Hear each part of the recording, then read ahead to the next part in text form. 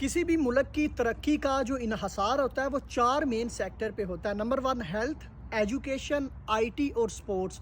अल्हम्दुलिल्लाह हमारी जो हुकूमत है वो इतनी नाअहल ज़रूर है जिसने अब की बार जो पाकिस्तान बजट कंपैरिजन अगर मैं आपके सामने रखूं 2025-26 का और 2024-25 का, और आपको खुद शर्म आएगी कि ये बजट है जो आपने उसके लिए रखा है, एजुकेशन के लिए, जो स्पोर्ट्स के लिए रखा है, जो आईटी के लिए रखा है। जनाब सेक्टर 2024-25 की अगर बात करें तो एजुकेशन सेक्टर का जो बजट था 2024-25 में 103.7 बिलियन था और 2025-26 में इसको कम करके 50 बिलियन रख दिया। इसी तरह अगर आईटी की बात करें, आईटी का बजट जो था 2024-25 में वो 79 बिलियन था और 2025-26 के लिए 53 बिलियन इसको भी कट किया गया। इसी तरह अगर स्पोर्ट्स की बात करें तो स्पोर्ट्स का 2024-25 में जो बजट रखा गया था 3.5 बिलियन, जो कि बहुत कम था, बहुत कम था। अब उसको अल्हम्दुलिल्लाह इस नालायक हुकूमत ने कम करके 2.8 बिलियन कर दिया है।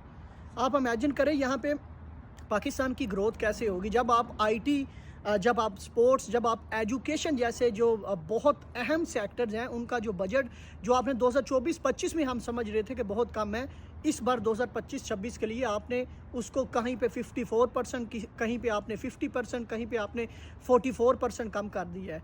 तो दोस्तों इसी तरह अगर हेल्थ की बात करें तो यहाँ पे हेल्थ में थोड़ी सी इंप्रूवमेंट ज़रूर आई है।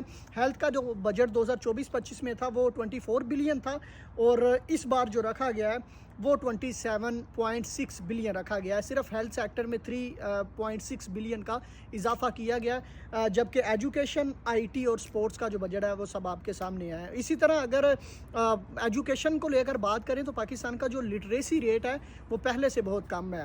ओवरऑल 60% लिटरेसी रेट है पाकिस्तान का। अगर पाकिस्तान का श्रीलंका के साथ कंपैरिजन किया जाए तो श्रीलंका का 92 पॉइंट समथिंग लिटरेसी रेट है। इसी तरह अगर हम ऑस्ट्रेलिया की बात करें तो ऑस्ट्रेलिया का जो लिटरेसी रेट है वो 99 है। हम ऑस्ट्रेलिया के साथ कभी भी शायद आने वाले 10 सालों में कंपेयर ना कर सके, लेकिन कम अज़ कम पाकिस्तान का लिटरेसी रेट जो है वो श्रीलंका के बराबर तो होना चाहिए। इस पर आपकी क्या राय है, लास्ट में बताइएगा।